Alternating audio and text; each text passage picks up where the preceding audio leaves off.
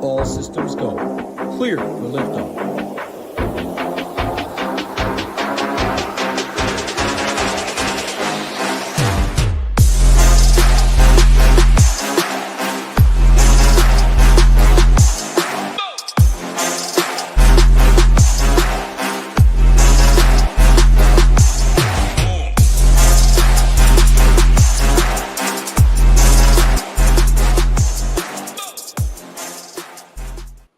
What's going on, golf fans? It's your boy, GS Luke, here with our Round 3 Showdown stream for the FedEx St. Jude Championship. Going to go through everything you need for tomorrow, including how to handle this little bit of a weather delay, how that'll impact things, as well as any questions and player pool deep dives that you've got in the live chat as well. But we'll go through a weather report, some of the stat averages from today, also some shots gained metrics, and how that'll help us find our player pool for tomorrow. Essentially everything that you need to have yourself a day. But like I said, any sort of players that you're curious about on top of that, just feel free to let me know. Let's have ourselves a day. We got Go Collect in the chat already with the good old Luke chat as usual. Welcome on in, buddy, and let's get after it for tomorrow. So we're going to start it off with a look at the golf course, which did play a little bit easier in the morning so far, but keep in mind that the course is getting a whole bunch of rain right now. In fact, so much so that they're not even going to resume play today. They got what looks like over an inch of rain in about an hour, which meant that they had puddles in the fairways. Smiley Kaufman was literally canoeing down one of them.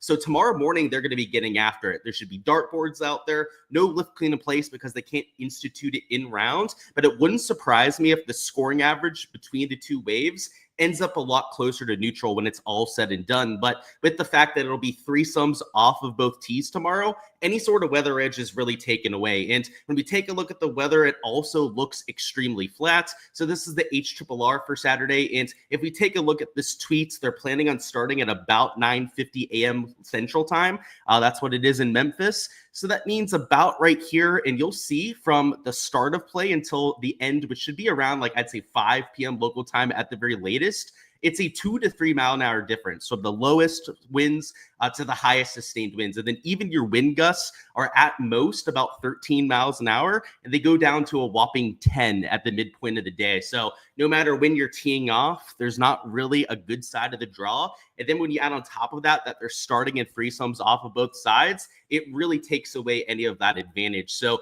at least from the weather perspective, trying to tee time stack, I don't really think it's one to get too cute with it. You know, if we had a spread of 5-6 hours, maybe you try and attack a micro edge that we sometimes end up getting, but it's not one of those kind of days. So a much more traditional slate, one where we really lean into the game theory because we don't have the placement points in play. Sunday Showdown for tomorrow's live stream might be a little bit different with playing some chalk towards the top, but just like round 2, we want to get different in spots where we can and then lean into some solid shots gained metrics as well. So before we talk about the specific plays that maybe make sense for Saturday, let's go through some ownership at the top end of the board. And although the round hasn't ended yet, I have posted projections for my Patreon members as of the current play. So these might change with an update tomorrow morning. The current score tab is as of the delay. So as of the current standings. So tomorrow morning, if guys end up shooting like -3, -4, they could get a little bit of extra steam. But the vast majority of people that are playing for tomorrow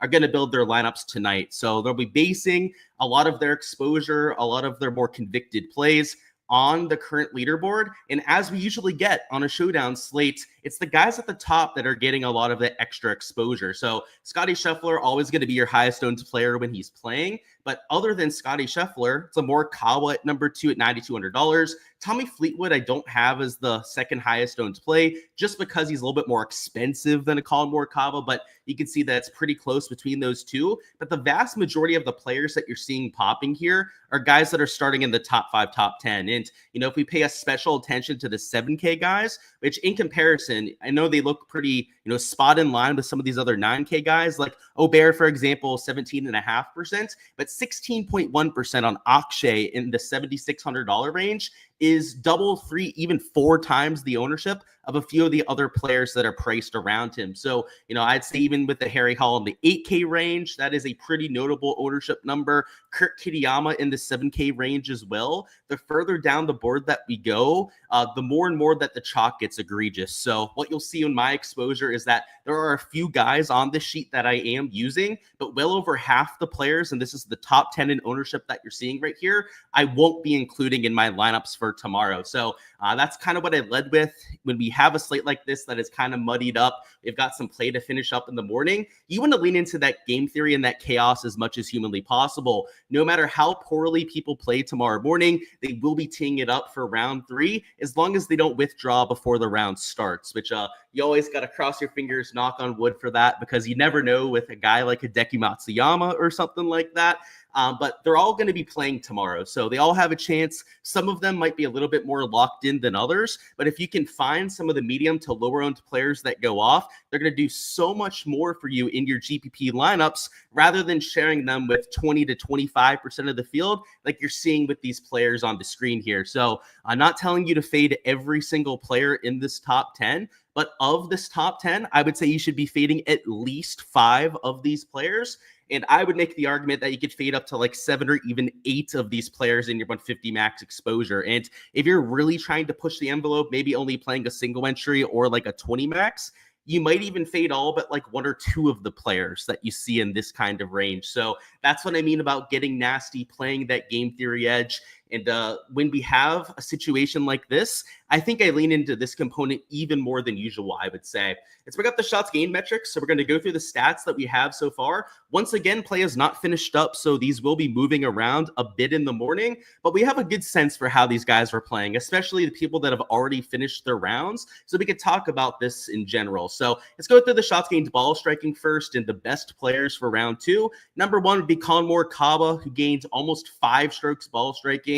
Most impressively, over 3 strokes with the irons today. Siwoo Kim was number 2 in shots gained ball striking at a little bit over 3.5 strokes today. 1.3 with the off the tee play, over 2.2 with the irons as well. Very consistent across both categories. And Victor Hovland had a similar type of stat profile as well. And what you can see with all 3 of those players, it was the most significant with Siwoo Kim, but they lost strokes putting. So even though they went low, especially a more Kaba with his -5 rounds, it could have been even better for these sort of players, and especially a Siwoo who lost all those strokes, but even a Victor Hovland who between the 2 short game categories ended up losing 2.5 strokes to the field, is at least from the shots gained perspective, giving these players at least like a 7.5 and 8 out of 10 ranking. And if they're coming in at average to below average ownership, they're almost for sure going to be in my player pool. So for example, I've already built my pool, I already have an idea of who I'm using.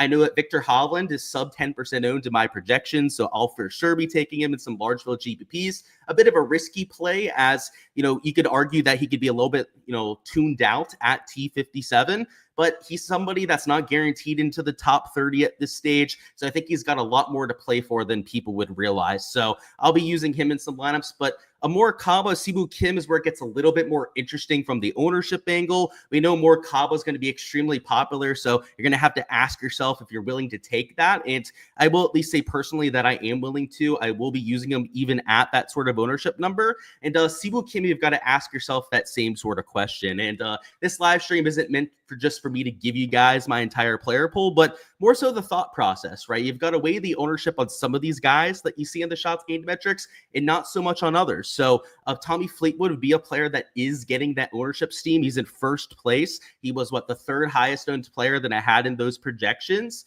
If you love the shots gained metrics enough, then I'm totally fine getting there in spots, but you're going to have to get different at other places in your lineup. So it's not who you play, it's how you play them. You could even have lineups that start Tommy Fleetwood, maybe go a Conmore Kaba as your second man in. That would be like 2 20%ers up top, but you've got 4 other spots in that lineup then to get players that are sub 5%. And let's say in those last 4 spots, you've got 2 averagely owned players and then 2 players that are sub 5%. Well, then you're totally fine from the ownership perspective. You've got a low enough product ownership to most likely ensure that you're not going to duplicate yourself, but also you've got 2 to even 4 spots of leverage, where if you hit on those players, you get something like -4, -5, you're getting a little bit more out of it than these players that are 20%. So the shots gained metrics are nice to look at, but especially with the ball striking, it can sometimes get you onto some chalk, which is okay in moderation. Like I said, if you have a few players in the top 10 of ownership, that's all right. But the players that I really like going to on this ball striking list are players that are a little bit sneakier, like perhaps Denny McCarthy at T25. I'm not sure I'd call Cantlay sneaky because he was, I believe, number 10 in that ownership that we were just looking at. But, for an 8, 9K range player, it's not like he's mega chalky compared to some of the other guys around him. But your Denny McCarthy's, Jordan Spieth really hit the ball well today. Matty Schmid might be a little bit of a sneakier option. Lucas Glover will get some ownership, but it's not like he's going to be chalk in the 7K range. Those are the kind of players that you're going to see me getting to. So worth noting that the ball striking, the reason why we focus on it so much is that it is the most consistent stat that we have from round to round. And then with the short game, if we want to take a look at the players that really excelled there, let's actually start with the putting rather than around the green. It can be a bit of a red flag. So for example, a McIntyre, a Sungjae Im, also a Jacob Bridgman that gained over 3 strokes on the greens. It's hard to believe that they're going to do that for all 4 rounds. And even a Scotty Scheffler got a little bit lucky with the putter today. So these sort of players, unless they had a rock solid ball striking profile, if they're chalk, then forget it. I'm not going to take a chalky guy that was carrying themselves with the putter. But if they're averagely owned, there's a chance that I could still take somebody that had a really rock solid putting day. But you're not going to see me doing it on somebody I have to play on like 40, 50% of my lineup. So in general, these guys that are heavily into the dark green over here, they're not all complete fades, but there are a lot of ownership fades that you'll see me making on guys that gained in these 2 categories. You also see that about the around the green. So players that were heavily into the dark green over here, it's hard to really do that reliably for an entire event. So in Akshay Bhatia, Steven Yeager, Wyndham Clark, Ludwig Aubert, maybe a bit of a red flag on those specific options. But the flip side is also true. So if somebody was really losing a bunch in these short game categories, short games around the green plus putting, then I tend to forgive players a little bit faster than normal. And it's not in a vacuum. You also have to look at their ball striking stats. As long as they were half decent off the tee on approach, those are the kind of players I would call a short game regression candidate. So Siwoo Kim's an obvious one. Jordan Spieth as well. They both hit the ball extremely well today and lost a whole bunch of strokes putting. But maybe players that aren't as obvious of short game regression candidates would be like your Brian Campbell's, who he gained a stroke on approach, nothing earth shattering, but for him to be a neutral off the tee, that's pretty good for him. He's one of the shortest players in all the PGA Tour. So that means he was relatively accurate when it came to the driving accuracy. So yeah, you give me a 1-stroke gain to the ball striking and then some short game regression on Campbell, and I could see myself getting there. But Hideki Matsuyama, a Cam Davis, a Victor Hovland as well, all players that you'd expect to be a little bit better with the putter. And, even if they're just a neutral, that's a 2 to a 3-stroke improvement for a lot of those players, let alone the upside if they go out there and gain a stroke or 2 into the field. And around the green, you could say the same exact thing. In fact, guys that lost across both categories, like a Victor Hovland, who we've already mentioned, but the poster child, maybe being a Daniel Berger that lost over 5 strokes in the short game categories, are guys that if they're neutral to the field in those 2, you can see with Berger, he actually lost strokes ball striking, but it was the best part of his game between all 4 categories were the ball striking stats. Those are also players that I'll take for a little bit of a bounce back. So that's how I use the shots gained metrics to my advantage. It is only one part of your process, though. And if you're only looking at today's stats and thinking that's going to give you the nuts for the next day, then you're not looking at enough. You need to, use this as one piece of that puzzle, but you should have other reasons for getting to players as well. So, for example, if we go back to that sheet I was showing you guys before, I can show you the reasonings that I'm using to get to players. So, for example, on this right side, I've got the legend for my player pool. And now I know I don't have my player pool up on there, but you'll see like these tags in front of the players that I'm using. They're either ball striking poppers, which means they're good on off the tee and approach, as we said. They're either short game regression candidates, which means poor short game, but they had to have decent ball striking stats. They're good at TPC Southwind, or they're high upside players. And high upside players is somebody that makes a whole lot of birdies or better, because that is directly tied to your DraftKings score. And if you're newer to the PGA Tour, maybe you're not sure with how the DraftKings scoring works for Showdown, I'm actually going to bring that up real quick and show you guys exactly how they calculate it and why birdie or better percentage, if you're going to narrow it down to any one stat, is really the one to focus on. So if we go to the contest details and we click on the roll/scoring, normally there's a tab on this, for main slate where you have the placement points. Even round 4 showdown, we have it as well. But there's no such thing. It is all about your raw scoring. And a double eagle rebuttal, a 16-point hole would be pretty sweet. But the vast majority of all your fantasy score is going to come from this one category. That's your birdie production. So if we want to optimize that, try and find some of the best players in the field. If you go to the PGAtour.com, you click on stats, you click on birdie or better percentage, you're going to find the players that make the most birdies on tour. And number 1 is a Scotty Scheffler, like you would expect. Number 2, Justin Thomas, who I oftentimes take because of that aspect. But don't sleep on a Harry Hall, Kurt Kitayama, Jake Knapp, all 5 of which are in the field for this week. No Keith Mitchell in the field, but a Sepp Straka could be a high upside player to keep an eye on. An Akshay Bhatia, a Kevin Yu, all players that are top 15 in that stat category. And if we're trying to optimize that to get the highest DraftKings score, then that's something that you can use to get to certain plays. So my main piece of advice, you don't even have to use the same reasonings that I'm using to get to plays. Everyone's going to kind of have their own flavor, their own recipe, right? Their own shots gained metrics, their own, narratives that they're using to get to their plays. But you need to be intentional about it, and you should have a repeatable process so that you can learn from it. You can refine it over time. You're not running around like a chicken without a head. That's why I'm so very, clear-cut, very intentional about what I'm doing, not just because I'm a content creator trying to convey that to, my paying members on my Patreon page, but also because it helps me out. It helps me go back, kind of review it after the fact, see where things went right, where things ended up going wrong. And it gives me an ability to improve that over time. So even if you're not using the same exact process for finding your players, and you shouldn't, by the way, no one should have the exact same process. You should always be trying to find the things that work the best for you. Just have that process and have it laid out. That would be the one thing I want you guys to take away from this live stream. Let's catch up on any sort of player poll deep dives that you've got for me in the chat. So if there's any players that we haven't talked about quite yet, feel free to let me know in chat if you guys want me to deep dive them. And then we're going to round it off with building a lineup on DraftKings as well. So we'll do that after we get through these deep dives. What's going on, Ross? Welcome on in. He said we need another Bridgman to nuke. I would like that. He's definitely a high upside guy, so he's got it in him. Can we do the deep dive on Berger? So yeah, we gave a few thoughts before, but that short game regression, it has to come at some point. And he's become a little bit of a meme because his short game has been pretty lackluster for the last 2 to 3 months, but it hasn't been this bad. And the around the green, that is almost 4 strokes lost. He lost 2.5 strokes on one single hole. So I think that really kind of clouds the entire round. It makes it look a lot worse than it was. He made a triple bogey from green side in a bunker. So just really weird stuff. He left it in the bunker 2 or 3 times in a row. He's probably not going to do that in back-to-back days, but he did do it at the Open Championship this year, which is part of the reason why it's a meme at this point. He's got to figure out that part of his game. What's going on? Jake Stubbs, welcome on in. We got Sites who says, is Connors a solid putter, or are his round 1 and round 2 stats normal? Let's take a look. So he's normally an okay putter. He used to be a terrible putter. Like when he was first out on tour, he was losing a half a stroke per round to the field for his first 2 to 3 seasons. The last year or so as well, he's been tour average to even above average with that putter. So round 1, he lost 3 strokes. That is definitely something we'd expect to come around.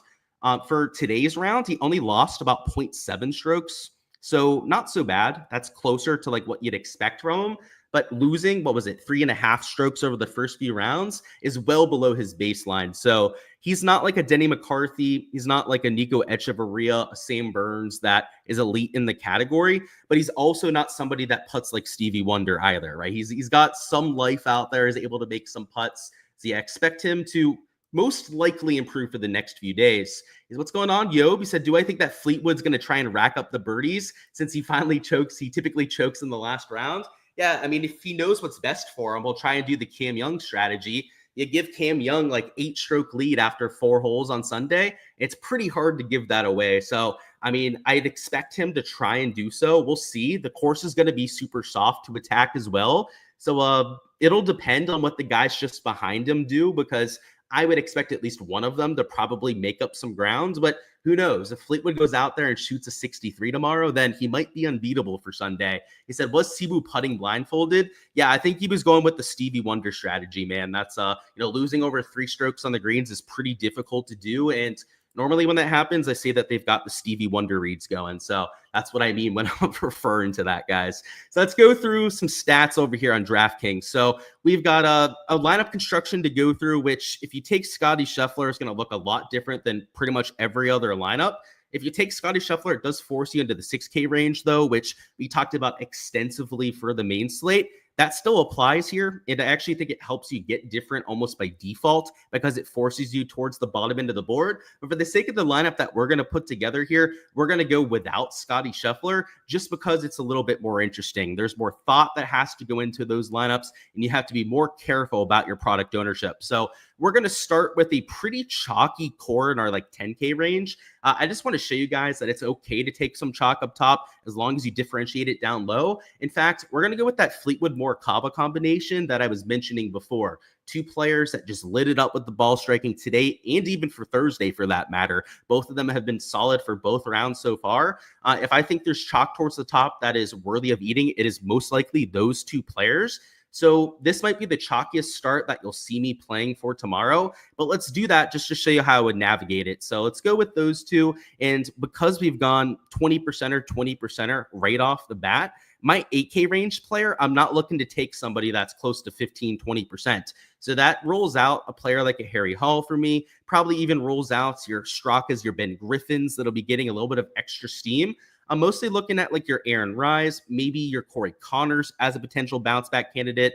My personal favorite might even be an English at even par because of his course history that he has at TPC Southwind. A former winner at this golf course, also some top 20 finishes to add on top of that. So that's $8,100. That puts us at about $7,500 remaining for our last three spots. English, though, because he's an 8K range player, he will be slightly overlooked, but he's still close to 10% ownership because he's towards the top end of the board. So we still have to be very careful with our last three players to try and force in some of that differentiation. The beauty of taking a Daniel Berger is even though he's a bit of a risky play because of the short game, is he is going to be super low owned as well. Because he's $7,900 though, he's still going to be like 7 to 8% owned. So just like English, it's not quite that sub 5% that we need for like a really big leverage play. So let's go Jordan Spieth here as well. He'll be getting some steam, but he'll be average to slightly below averagely owned. And because we went Fleetwood Morikawa as our start here, and we don't really have any sub 5%ers at this point, my last man in, we do have to be careful about. Like there's a lot of times when we go through this lineup construction where I say with your last man in, you can pretty much play anyone to get away with it. That's not the case here in the big $5, $25 GPP. Now, if this was a single entry, a smaller field contest where you only have a couple hundred people you're entering against, then yeah, you could probably get away with even playing Novak as your last man in, who Novak will probably be the most popular player at $6,900. If you're in a smaller field contest, though, you have a much lower chance of duplicating, and you don't need as much leverage to get to the top end of the board. But the big $5 or $25, where you've got 10,000 plus entries in some cases, is where it becomes a little bit more of a thought. So if you're in one of those contests, I'm probably siding more towards like your Pendrith, your Hughes, maybe your Gerard or your Finals as your last man in, where there's a chance you're leaving $100 or even $200 on the table with one of those players, and you're taking somebody that is closer to 5% or even below that 5% ownership mark. So in that case, you do have two players that are giving you over that 20%, but you've got two like averagely owned guys. Let's say Jordan Spieth is maybe below average ownership. Actually, let's say Berger. We'll say low average ownership because he's there at T61. Like if anyone's going to be overlooked, it'd be him. And then your last man in here also below average ownership. That's the kind of healthy line of construction that you're looking for, where it's balanced across the board. You have some good projecting plays mixed in there, but you're also playing against the rest of the field. And even though we did mix in a Fleetwood or Morikawa, a piece of chalk per se, you don't have to do so. Because we don't have placement points in play, it's not Sunday where you have to have guys starting in the top 5, top 10. If you want to go pivot for all 5 or even all 6 spots in your lineup, maybe you have like one piece of chalk that's mixing in there, that's totally fine as well. You can take it as far or I don't want to say as little as you want. You do need a few pivots that you have in there, but you can take it as far as you possibly want to. But that's all I've got, guys, for the round 3 live stream. I know it'll be a little bit of a weird one with the weather slate going on, but when you're a part of a site like my Patreon page or the SHIPIT Nation crew, which I know is always on top of the stats, always on top of the projections, the stone on a slate like this, you don't have to worry about it, right? That's that sweaty, try-hard mindset that we really embrace around this kind of a channel. A little bit of a tongue twister there, huh? But that's what we're all about and why I partner with a site like the SHIPIT Nation. So if you guys want to join my Patreon page, make sure to check out my X/Twitter. That is GSLukeDFS over there. It is in my X/Twitter bio. You can find a link to that, or join up on the SHIPIT Nation crew as well. They have fantastic content for Showdown on slates like this to get ready for moving day. But that's all I've got, guys. Make sure to stay on top of it tomorrow morning. The one thing I'll say with the slate being a bit delayed is that there could be some ownership swings in the morning, but a vast majority of lineups are going to be built ahead of time. So I don't think it's anything that you like have to wake up for. Maybe make sure that there's no pre-lock withdrawals. Like that can happen sometimes before like a round 3 slate, but nothing that you have to wake up for and adjust for like we had for last week. Like the Wyndham Championship, the cut line madness that we had going on, that was one like if you couldn't wake up, you didn't want to play it at all. This is not so much that sort of case. So a little bit more relaxing, kind of makes our life easier heading into moving day, and I won't complain about it, but I hope to see a lot of your names towards the top end of those GPPs. Smash that like button if you guys haven't already, and also make sure to tune on by to my YouTube channel later on tonight. That will be at 9 p.m. Eastern time, going over props and bets for round number 3. We're going through the pick'em boards over there. That'll be underdog and prize picks props. We're going through matchups as well, and we might not have an entire board to go through by the time we get to 9 p.m., just because the round hasn't quite ended yet, but we're going to talk through strategy on that. So just because it's getting thrown off a little bit, right, doesn't mean that we won't cover on that. We'll just more so be giving a game plan when it comes to attacking those boards. So we'll talk stat averages, pin locations, weather as well, how they'll impact all of the play for tomorrow, and truly deep dive those course conditions. But until then, best of luck with everything that you guys are going with. I appreciate all your support here on the channel, and I'll see you guys for the content for round 4 tomorrow night.